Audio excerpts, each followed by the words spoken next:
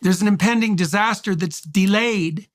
And you might say, well, delayed how long? And the response would be, well, we're not sure, but it's likely to occur in the next 100 or so years, which is pretty inaccurate. You now have a universal get out of jail card that can be utilized extremely well by power mad psychopaths.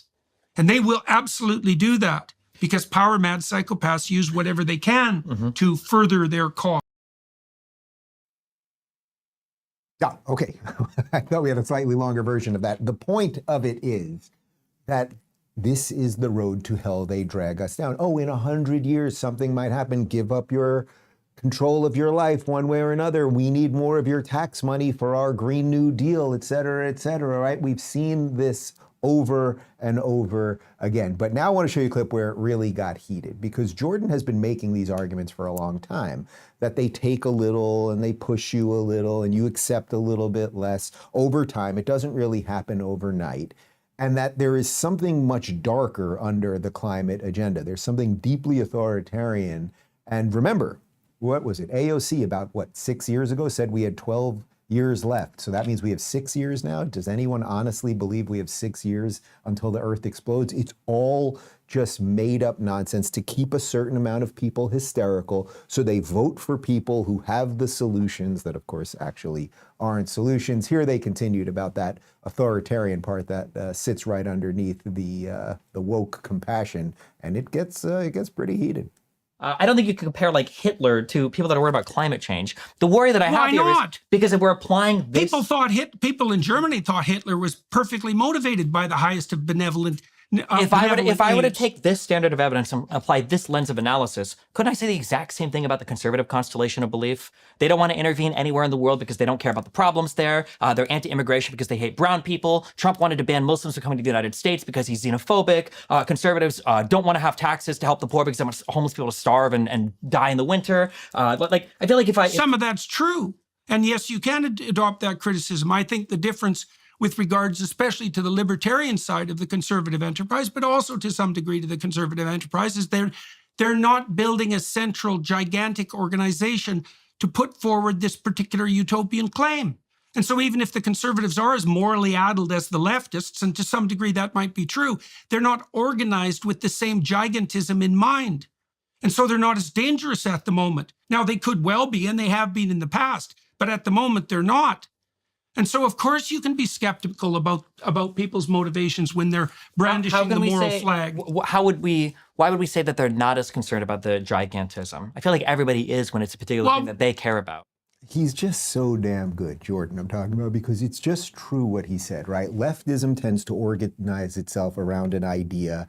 And if we just give enough power to a certain set of people, we can accomplish that idea, that goal, whatever it is. Now, what Jordan's saying there is that libertarians, but conservatives by and large, they're rooted in something else. It's not rooted in just outsourcing the decision-making and the power and the autonomy. It's usually, especially with libertarians, but largely conservatives, what is it rooted in? You guys know this. It's rooted in the individual, and it's rooted in family, and it's rooted in God. So that tends to lean itself less towards these awful authoritarian moments. Again, I actually don't have much to say about this Destiny guy. I think he's mostly confused about things, but there he is, a lefty actually sitting down with people. So I suppose that's pretty good. Here actually is where it really, that wasn't the heated part. Here's where it really gets heated when they're talking about trusting institutions and why do we trust or not trust certain things. I don't trust them. I looked at the bloody data. First of all, you have to trust third parties to some extent. When you go outside... I don't have to trust... Of course you do. You do every day. When you turn the keys in your car, you hope your engine doesn't explode. When you're drinking water, you hope that the public water or whatever tap or bottled water you got it out of isn't contaminated or poisoned with cholera. I don't do that as a consequence of consensus. No, you of course you do. No, I don't. I do that as a consequence of observing multiple times that when I put the goddamn key in the ignition, the truck started. Why do you know it's going to start the 50th or the 100th time? How many times do you wear the... with me. I'm not playing Hume. You don't know if the denim in those jeans isn't leaking into your bloodstream. To some extent, we have to trust third-party institutions to make determination. Except when they use force. How about that? Especially when they use force. We trust the police officers. We trust the judicial systems. We do. We on the left trust the police, do we? To some extent, do we? If somebody's breaking into your house, who do you call? Them. I'm not a defunder, but if somebody's breaking into your house, you can be the most defund person in the world. Who are you going to call? Are you going to call your neighbor? Are you going to call Joe Biden? Are you going to call Obama? Are you going to call the Black Panthers? You're going to call the cops. Okay, so tell me this. Man, I mean, leftism, it just collapsed so easily when you get the slightest pushback. So suddenly you have a lefty telling you that the police are good, and then it's like, it's so extraordinary. But again, I don't need to crap on this guy because apparently other dudes are banging his wife, and you can see the thinness of all of it, right? It's like, well, you have denim, the denim is gonna leak into your jeans. It's like we all make calculated choices to trust in certain things. That is absolutely fine when you do. You go to Starbucks and you assume that they are not poisoning your coffee, right? And over time, they build more trust as they don't poison you. But that is not directly connected to when people want to use force to force you to do things. And that will get us to the rest of the show because these World Economic Forum people have shown us they are willing to install leaders in countries that will force you to do things or force you to not leave your house or inject yourself with things and a whole bunch more. So we'll get to that in a sec. Let me talk to you guys about the Wellness Company.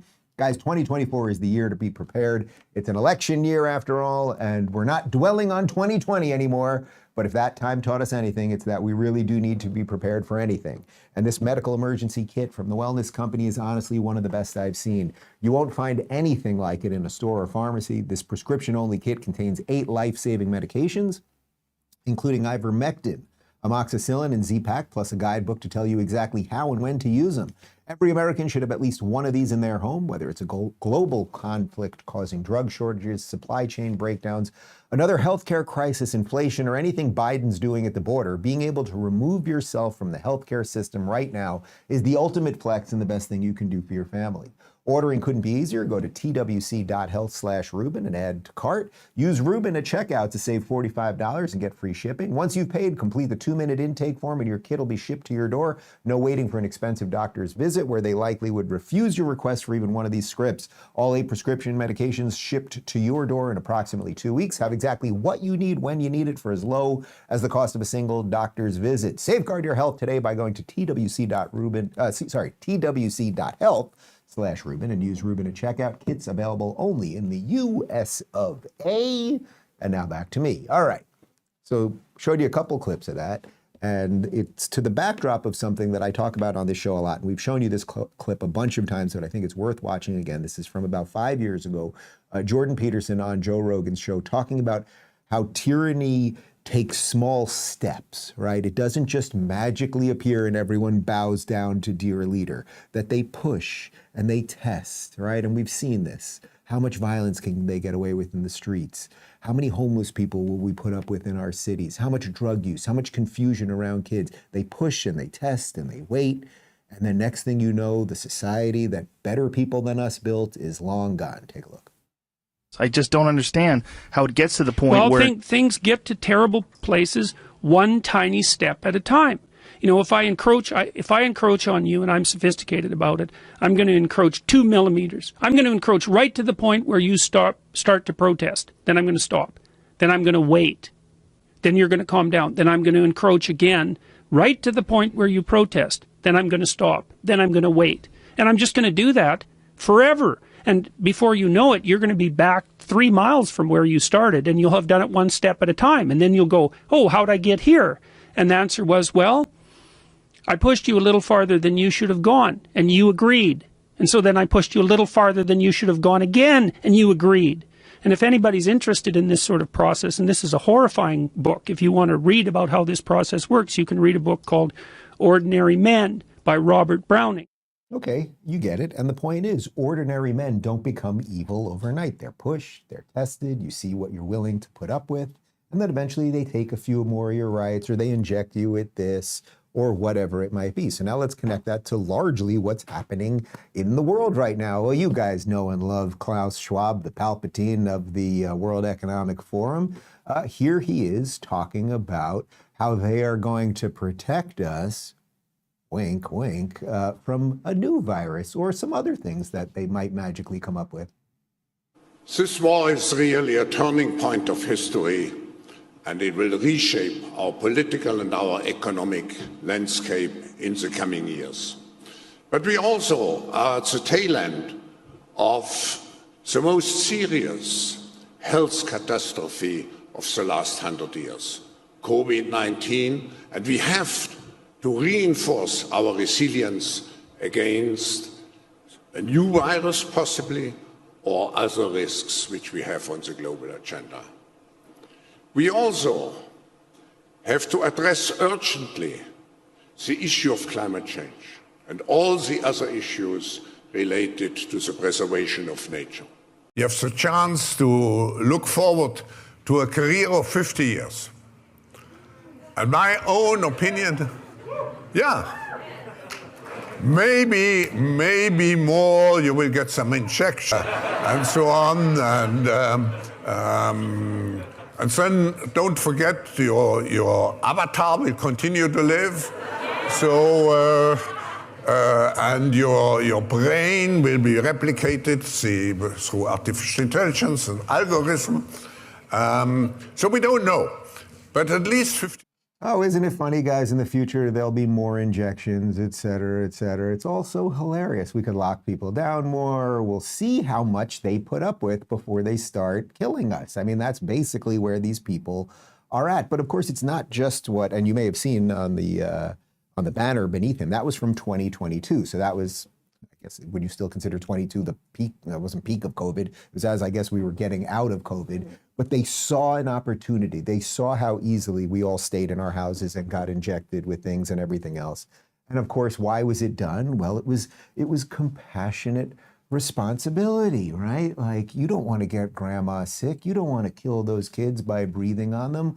Well, okay, now they've tested us for a little while, as Jordan talked about. And then what else could they test us on? Could they start making us eat less or eat things that they want us to eat while they eat their foie gras and their filet mignon, which I believe I'm making tonight, by the way, because I don't believe in this line of thinking. Here is a speaker at the World Economic Forum talking about how farming and fishing are ecocide and that we should probably get rid of them and, eat bugs. I mean, ecocide as a word is becoming better known around the world, and the concept is generally mass damage and destruction of nature. But legally speaking, what our organisation and other collaborators aim to do is to have this recognised legally as a serious crime. Because one of the issues that sort of pervades all of this discussion is that we have a kind of cultural, very ingrained habit of not taking damage to nature as seriously as we take damage to people and property.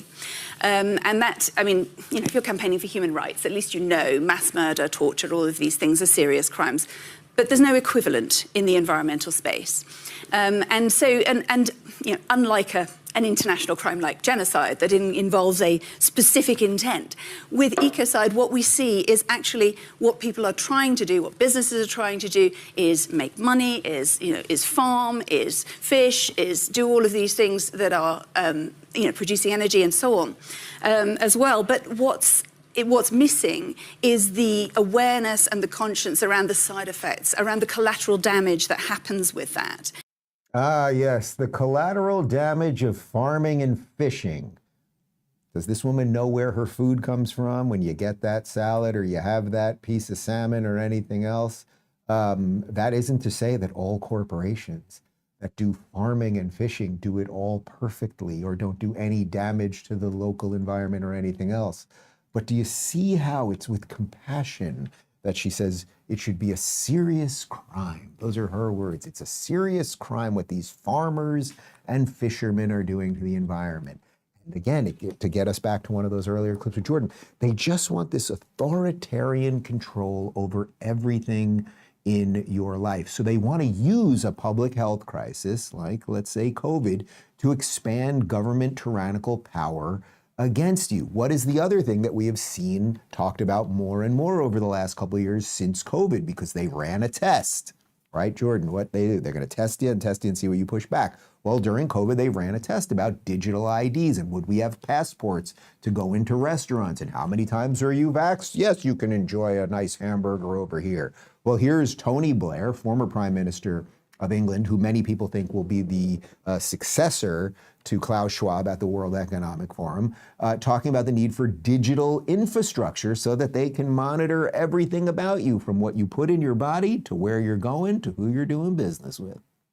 Technology and the digital infrastructure, I just want to emphasize how important I think that is. Because in the end, you need the data. You need to know who's been vaccinated and who hasn't been. Some of the vaccines that will come on down the line will be multiple. There'll be multiple shots. So you've got to have, for reasons to do with the healthcare more generally, but certainly for a pandemic or for vaccines, you've got to have a proper digital infrastructure. And many countries don't have that. In fact, most countries don't have that. Now, do you think that Tony Blair and Klaus Schwab and the rest of those people are doing that because they really care about you? Or is it because they want to see how they can control you? I'm not vaxxed, this guy's not vaxxed, this guy's not vaxxed, this guy's not vaxxed. What business is that of Tony Blair? Sorry, guys. Now Tony Blair is going to come after you. But like, what business is that? And why do we have to have the vaccines just because you want us to have the vaccines? The vaccines that we now know largely don't work, and vaccine injuries, and people's hearts are exploding, and myocarditis, and all of the other stuff. Unless it's not really about the vaccines, it's just about that little test. How can we control you? And do we have any evidence of that? Could anything have happened over the last couple of years that might point us in that direction? Well, do you remember when Justin Trudeau, the horrible communist with the nice socks up in Canada, remember when he became the worst sort of authoritarian leader during COVID because a couple people, some truckers wanted to open up the country. And what did he do? He froze their bank accounts. After weeks of protests, Prime Minister Justin Trudeau is taking drastic action to put an end to the Freedom Convoy protests. The time to go home is now. Trudeau invoking emergency powers, allowing the government to remove cars and trucks, suspend their insurance, and even freeze truckers' personal and corporate bank accounts. He says the powers will be limited in scope and that he's not calling in the military. The Emergencies Act will be used to strengthen and support law enforcement agencies at all levels across the country. They test you and they see, and then they push you again. Guys, that was only 2 years ago. You think they're done with all that? And in retrospect, how ridiculous, the people in masks behind him. He walks to the podium with the mask, takes off the mask to speak. That's when you're exerting air and oxygen. Like, it's just so profoundly ridiculous. The man, he should be in jail. Like, if there was a just society, which there isn't, he would be in jail.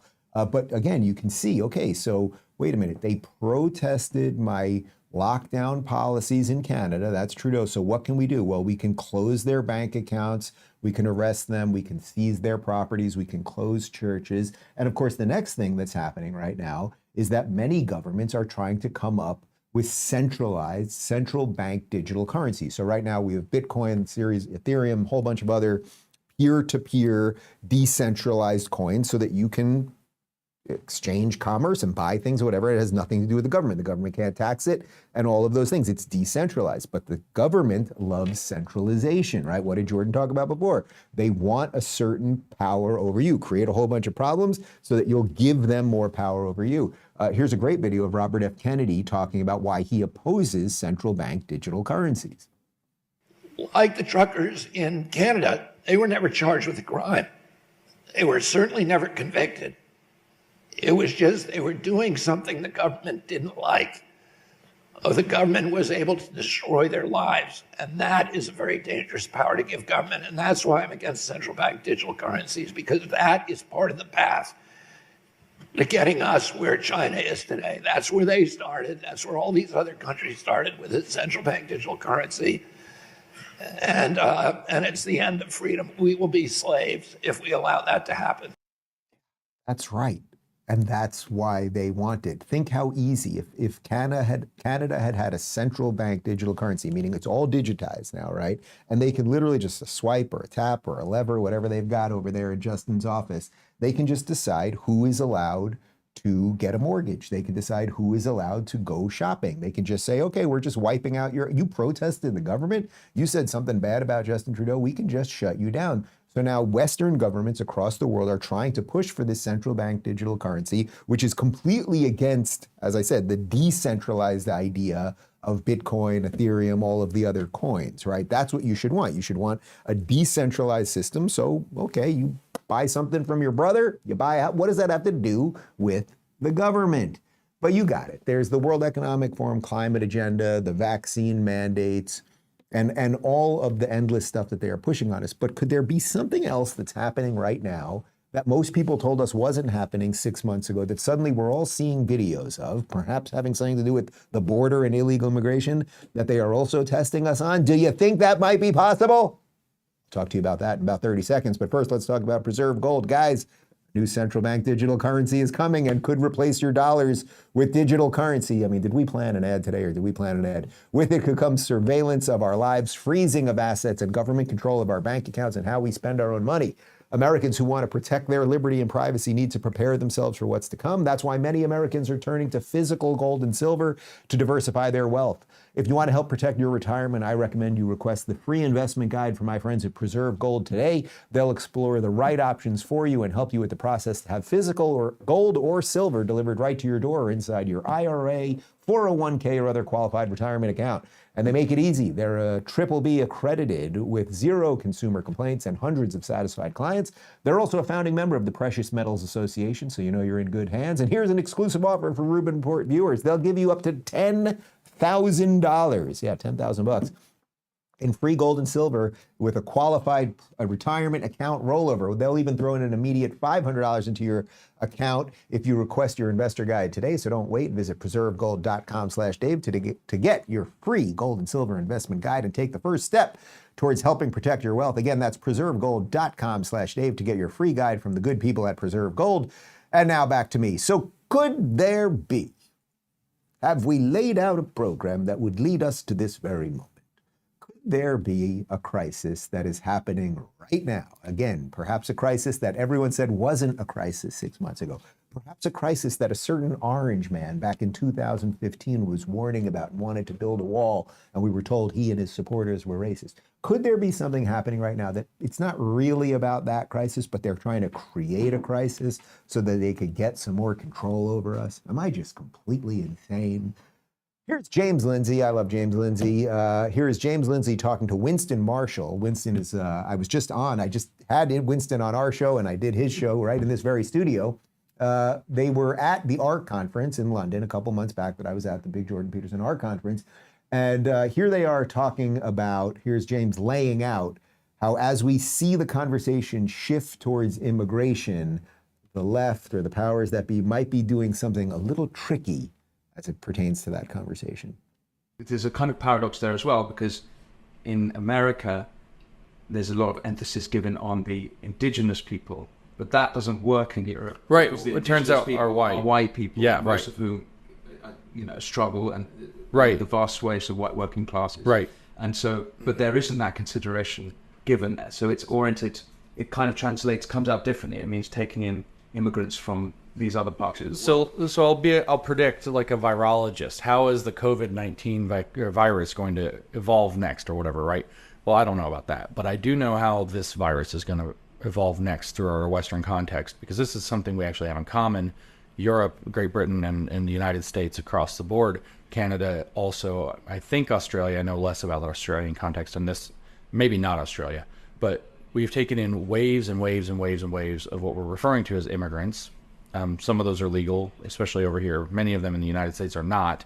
I think we're going to see an adaptation that kind of mixes post-colonial themes and critical race themes into a new kind of monster. It does exist in the literature, but nobody pays much attention to it, of a immigration theory rooted in critical theory. So what we might call critical immigration theory. So the relevant thing isn't going to be indigeneity or skin color, which, as you said, didn't take off that well over here. It will be, what is your, and this will be on both sides of the ocean, what is your attitude toward the migrants that have now come to your country? So what we're going to see is a shift toward what looks very much like critical race theory that draws many themes from the post-colonial canon, but it's going to be specifically geared toward immigration status as a axis of oppression. This is how this will be, I think, the next big wave now that this is kicked off. Okay, I really want you to get that in your brain, what he said there in those last 20 seconds, that what James is predicting, and I think he is largely right, is that as we see all of these people come in, the argument of, oh, you're racist or whatever, that's not going to hold weight. What will hold weight, in essence, will be that your whole worldview, your whole ethos will have to be connected to whether you think it is good that they are here or not, that we just open our borders and they can have whatever they want, and how you treat them and how you sort of die on the altar of endless immigration and no borders and anything else. What he's basically saying is that is sort of the next adaptation. The way we saw COVID, originally it was 2 weeks to stop the spread, then it was stay in your house a little bit longer, then it was a year later, then schools aren't going to open. That the immigration conversation, 5 years ago it was build a wall. Now we're way past that. Now it's, okay, how many of them can we take in? How many should we make legal? Now it's, up in Massachusetts, they're telling you to house them. That the thing, like a virus, the conversation adapts like a virus, and that is a problem. And if you don't think it's a problem, I wanted to show you this video on Friday, but then obviously we did the show a little bit differently than anticipated. Have you seen this video? This is absolutely wild. This is riots breaking out as about 100 migrants push through the border in El Paso, Texas. This is absolutely insane.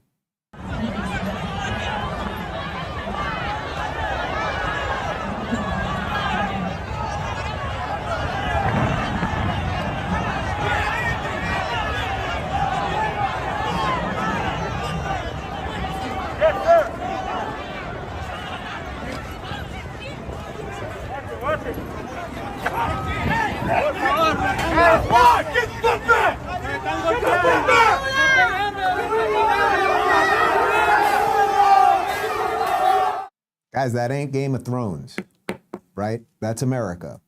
And I want to just be very clear about something. I have great sympathy for all those border agents who are not being backed properly or given the wrong instructions or are not staffed enough, whatever you want to call it, by this administration that is intentionally doing this. Again, where are all the women? Where are all the children? Why are all those dudes 25 to 40 and solo? And many of them look like soldiers.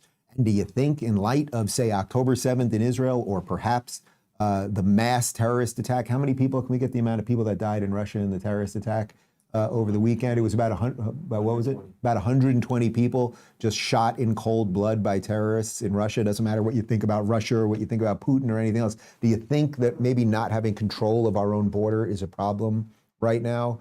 But okay, well, let's see what the media is saying about all of this, because the video that we just showed you there, an image of it made it to the front page of the New York Post. Here's how Chuck Scarborough on the televised mental institution known as MSNBC covered it. If I were a Democrat running for office, I would do this. I would be carrying this around all day. Look at what the Republicans are doing to you. Look what Donald Trump's doing to you. Donald Trump said, and by the way, this is for you at home. So come to the at-home camera, TJ. Thank you. God bless you. So good. I can't even play the rest of that clip. He is trying to blame Donald Trump for the people that are rampaging through our border right now. When Donald Trump wanted a wall, that was racist, and we've got to do everything to stop the fascist, racist, orange Hitler guy.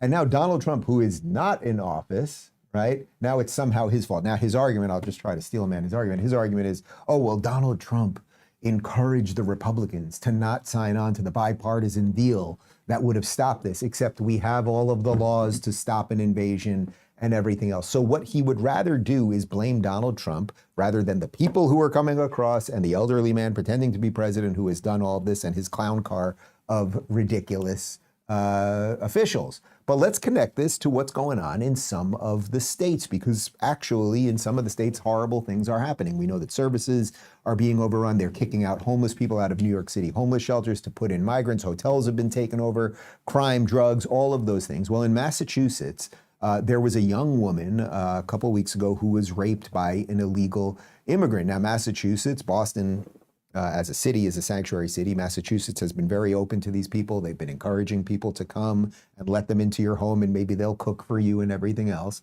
Well, here is Massachusetts Governor Maura Healey, and listen to how absolutely dismissive she is as she is asked about one of her citizens, a young woman who is killed by an illegal immigrant. There's a very unfortunate situation where an individual who had been screened and allowed in is accused of raping a young girl in one of these shelters.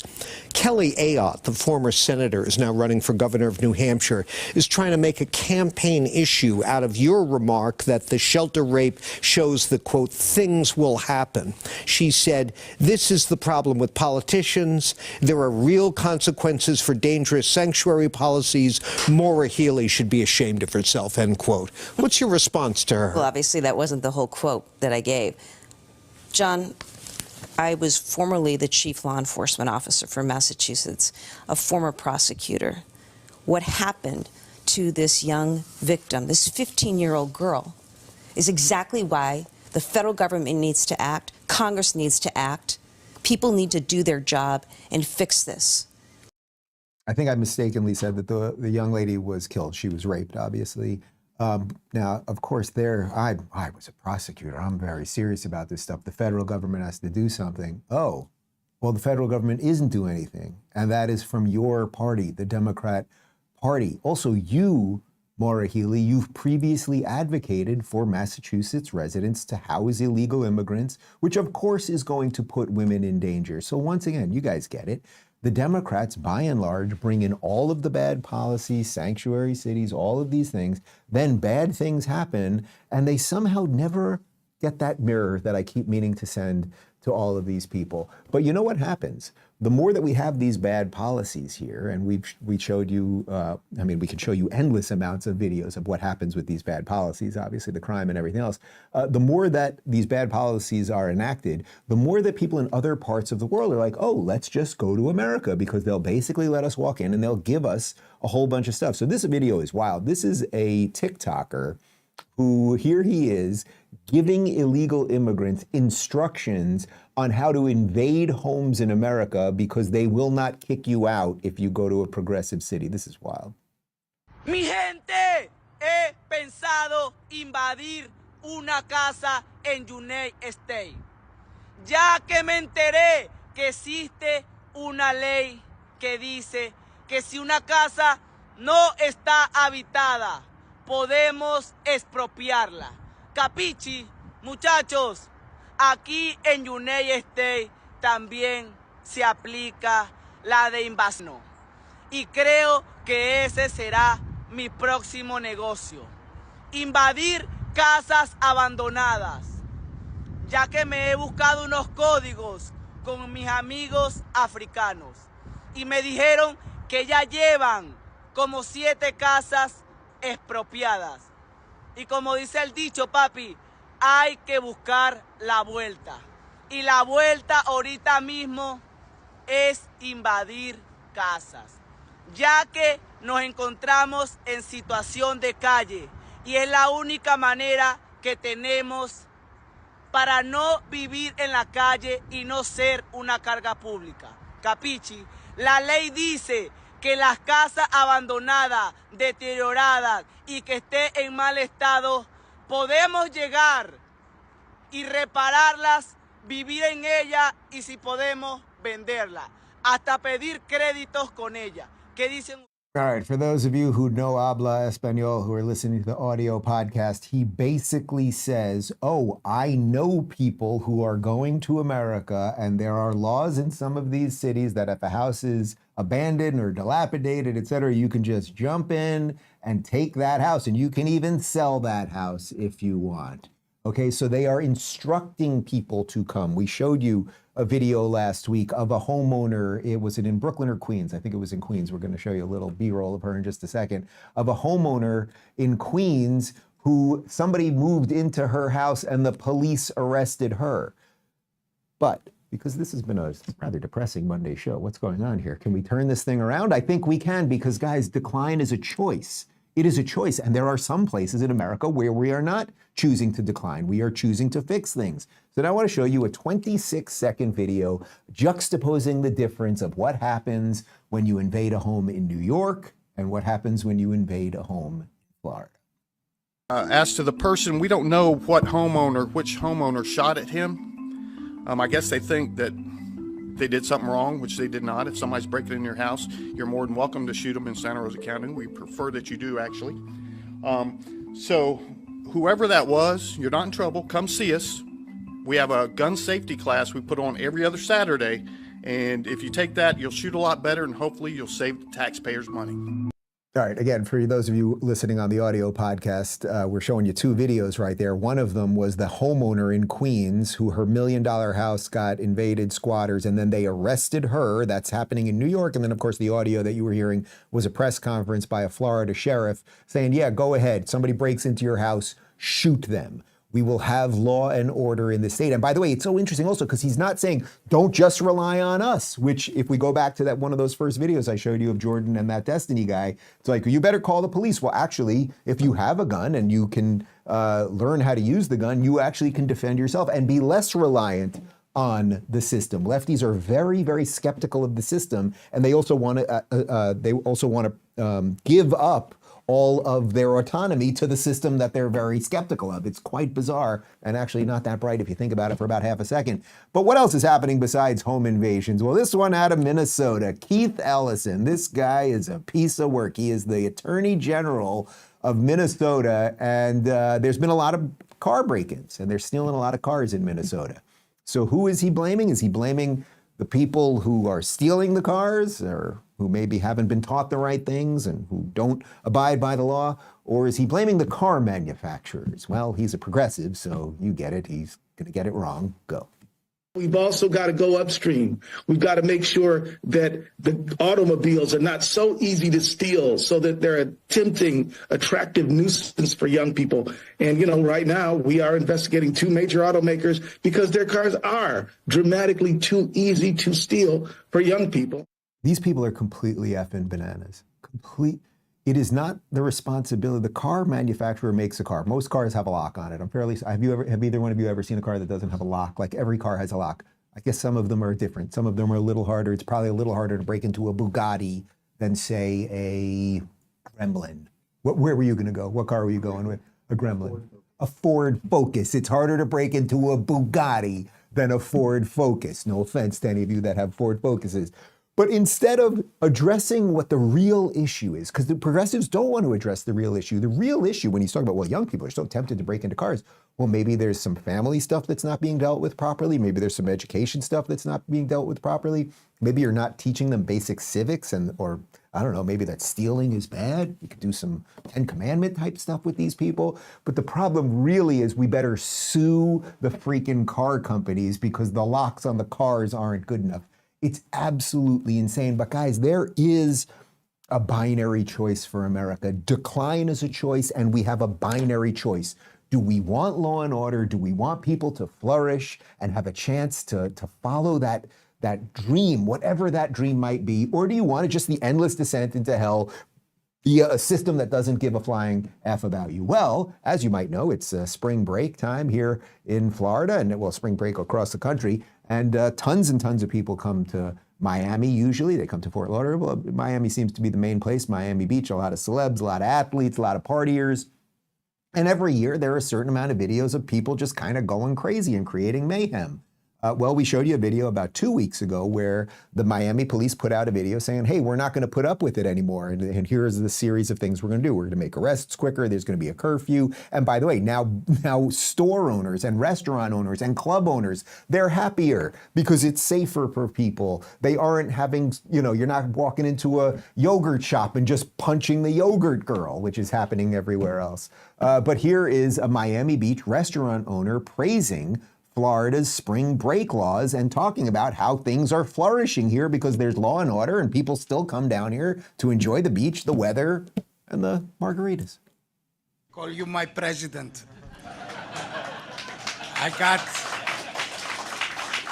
got so many phone calls from business owners, hotel owners, restaurant owners, all in the hospitality business to thank you. And thank our mayor, the commissioner, Chief Jones.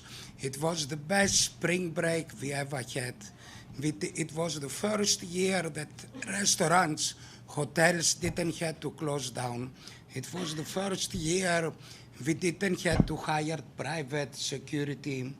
We had such a nice clients. We had good tourists, residents stayed here, and we had many of our businesses made more money than last year. We had no damages. Isn't that something? You have basic law and order. You tell people they can't just ransack stores and shut down streets and stop traffic and all of that stuff. And then what you get are businesses that are making more money. And you get that guy right there. Like, that's what it's all about. The guy's got a business. He wants his business to flourish. He doesn't need the government to run his business. He needs the government to do the bare minimum to make sure that he can run his business effectively. And when you have law and order, and then people they'll come here more, it's safer. And over time, that actually will just keep building on itself. Or you can go to places where all hell's gonna break loose. But it's not just here in Miami Beach. All over the state of Florida right now, we are practicing law and order, right? We showed you a video, a couple of weeks back, where there was an illegal immigrant who raped a woman. I think it was in Tampa, and ICE put the guy back out on the streets because they claimed they didn't have enough beds. Well, DeSantis had him arrested in about a half hour. Check this out. This is a Florida sheriff, and we what do they say? Don't mess with Texas? Don't mess with Florida, motherfucker. I'm St. Lucie County Sheriff Keith Pearson. Earlier today, Elijah thought he's going to drive through St. Lucie County in a stolen vehicle and get into a car crash, working closely with the Florida Highway Patrol, not only on the sea, but on land. Elijah's now in custody. Our message is this to criminals: not in St. Lucie. I love this state. I am never leaving this state. They can bury me in the Everglades. I'm not kidding. When I'm gone, like when that's it, when they take me out, like if they want to just throw me in the Everglades and let the gators eat me, that will be okay. Because that's how much I love this place. We are doing it right, and decline is a choice. And if you live in a place where they are choosing decline, yes, bring all the illegal immigrants here. Oh, they did rape that 15-year-old girl, but it's like enough. But why am I showcasing this? Why am I trying to show you this binary choice? Because it's not just America. There are places that are doing it right. One of the places doing it right now is a place that was doing it wrong for about 30 years and had the highest rates of homicide, was basically a third world country, and was in complete free-for-all. Then they bring in a new guy. They bring in a new president, Bukele. And yes, El Salvador, it turns around, and now it is incredibly safe. They're getting massive investment. The whole country is turning around. And check this out. Bukele put this out himself. He is the now re-elected president of El Salvador. There were 2 homicides in a neighborhood in El Salvador last week. Check out this video he put out. And do you think this might encourage people to not kill other people going forward?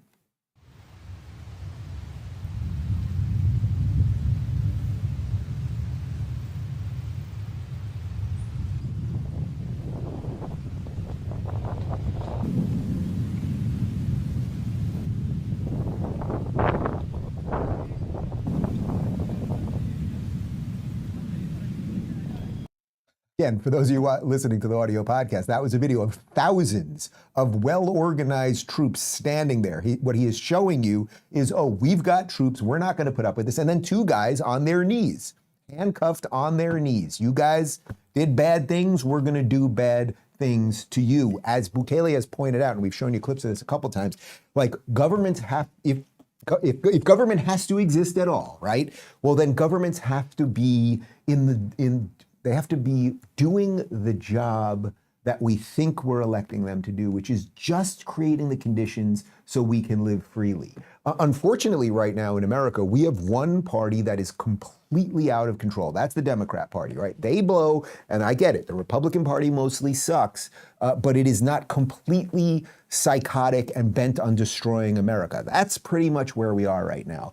And the reason you know that, well, there's all sorts of reasons you know that. The evidence is constantly there. But also, all of the sane Democrats are leaving the party, right? Robert F. Kennedy Jr. left the party. Lifelong Democrat Elon Musk left the party. Billionaire Bill Ackerman leaving the Democrats. Like, we know this is happening right now. And who really was pretty damn close to becoming the Democrat nominee for president last time until the entire party went after her and Hillary Clinton said she was a Russian asset. Well, that is Tulsi Gabbard. Tulsi Gabbard, who was I would say was a moderate Dem and now is, she's not a Republican, but she ain't a Democrat anymore, just like RFK. Here she is, Tulsi Gabbard, who's in the military right now. She's an active serving member of our military. Hillary Clinton had the balls to say she was a Russian asset. Remember that? Do you remember that? Here she is on the Drinkin Bros podcast talking about how Democrats in the Washington Uniparty are basically trying to destroy everything. We have multiple fires around the world that are pushing us closer and closer to the brink of, war, World War III, nuclear catastrophe. Those are things that I would be honored to be in a position to actually help solve these problems and get us back to where we need to be. Do you think voting for Republicans is the way to solve that? Because I don't think I agree with that, frankly. I think that, it's not I think. I know that the Democratic Party, President Biden, President Harris, there's a lot of questions. Is there someone going to be switched out? It doesn't really matter whether it's President Biden or someone else. Because we've seen how the Democrat elite across the board are intent on holding on to power and willing to destroy our country in the process. So, whoever people want to vote for, they can vote for, but understand and know that to be true. And there are so many pieces of evidence that prove that. I'm not saying, there are problems in the Republican Party as well. You look at the uniparty in Washington. The uniparty in Washington, made up of both Democrats and Republicans, are eager to go to war. Everything she said there is true, right? And remember, this is a lifelong Democrat. She was a progressive. I know for those of you that are more conservative leaning, you're still not fully where you're not thrilled with her on, say, abortion, or you're not thrilled with her on the Second Amendment. I think she's really coming around on the Second Amendment specifically. We've discussed it and we'll continue to discuss it next time I have her on.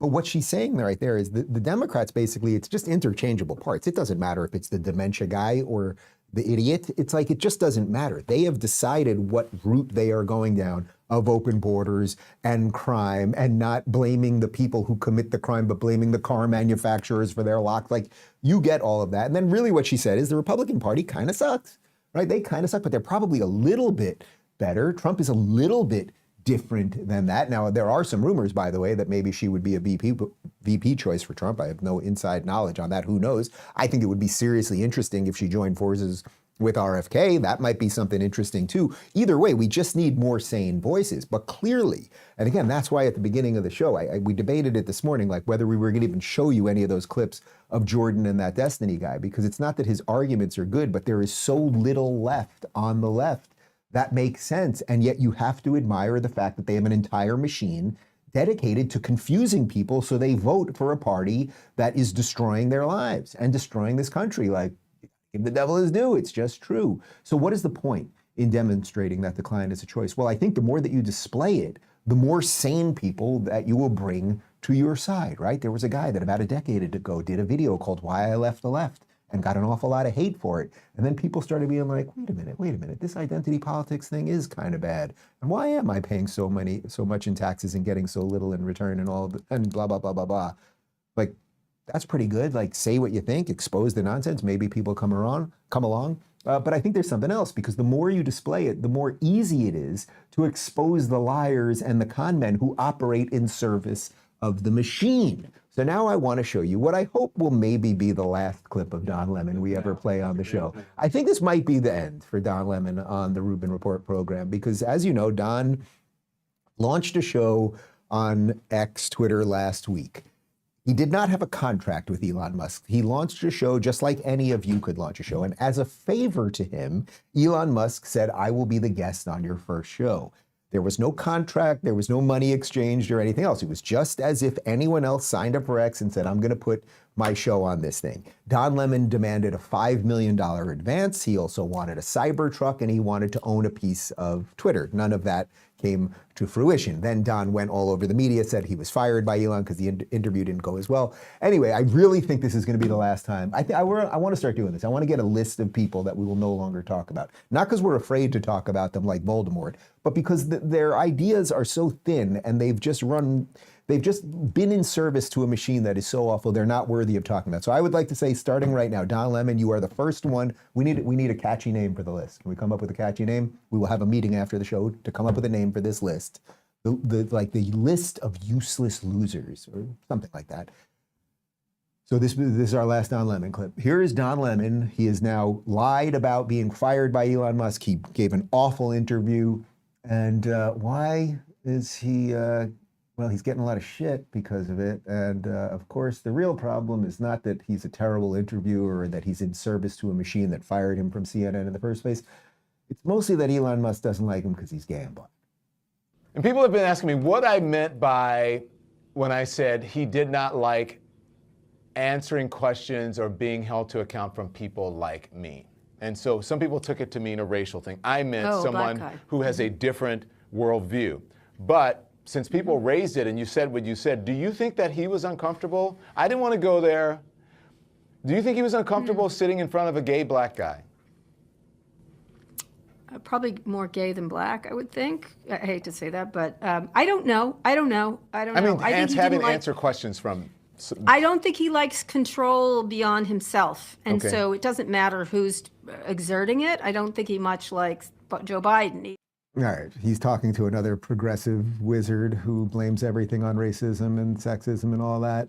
It had nothing to do, Elon, he did your show. He knew you were a gay homosexual before he did your show. Do you think in the middle of it, he suddenly was like, I can't take it with this guy anymore. I just realized what I stepped into. No, it was because your questions were horrible. They were so out of touch with what really is going on. You were still running in service of the censorship machine and the big media machine that's lying to everyone about everything. But Don is doing the perfect leftist move, which at the end is not that like the work that I did was bad or didn't make sense or wasn't useful in any way. It's that I'm gay and black, but I didn't really want to go there. I didn't want to go there. Well, congratulations, Don Lemon. You're on the Rubin Report's useless person list, and we will not talk, like it's going to take an awful lot. I don't know what it would take, but it will take an awful lot for us to put Lemon on the show again. So goodbye, Lemon. I feel something's been lifted off my chest. Just a couple more for you, because one of the problems here is that what Lemon did right there was of course blame everything on immutable characteristics. And when you blame everything on I'm black and that's the problem, or I'm gay and that's the problem, or that's a man and that's a problem, there is this move to hate men. And we see this throughout mainstream media all the time. The View on Friday, check out the entire panel. We're not even going to focus on any particular one of these harpies. The entire panel, they all hate men, including some of the men that they're married to, which the guys might want to look into that. So there's this clip going viral online of a dozen women being asked the following question: do we need men? Most answered very quickly, no. And only one said she thought women needed a man in their lives, only one. But when men were asked a similar question, do we need women, most of them said yes. So why do you think that is? Because men are useless. I mean, love it. And by the way, I want to differentiate between straight men and gay men, because I think I would die without gay men. Nobody can gossip like gay men. Nobody can help you accessorize like gay men. Nobody can help you keep you from doing harm to yourself. My husband, it takes a village of women to make sure that he's not emaciated, starving, and living in his own filth. He can, you know. Broadly speaking, I feel like men have proven largely useless. Like, I think in the political moment, the people who are saying what needs to be said in my party, it's all women. The very few men, with the exception of Mike Pence and a few others, are saying what they need to. But in life, like, I need my husband. I don't know if I need any other men, but he is irreplaceable. Yeah, I think so. But that's what we're all saying. We like our husbands. We just don't need men beyond that.